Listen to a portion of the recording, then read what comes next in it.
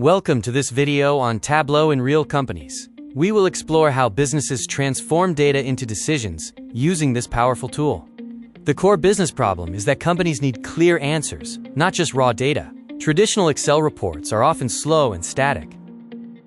Tableau converts complex data into simple visuals. This helps managers make informed decisions by highlighting trends, performance, and gaps.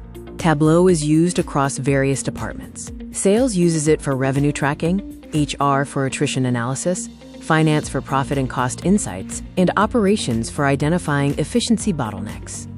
Unlike Excel's basic calculations, Tableau focuses on advanced visualization and data storytelling. It offers interactive, user-friendly dashboards, setting it apart from other tools like Power BI, which focuses more on comprehensive reporting. Interviewers expect candidates to explain insights beyond surface-level observations and connect visualizations to business outcomes. You must also design audience-focused dashboards and justify your technical decisions in business terms. The key takeaways are that Tableau is a crucial decision tool, visualization is superior to just numbers for storytelling, and critical thinking matters more than simply knowing the tool.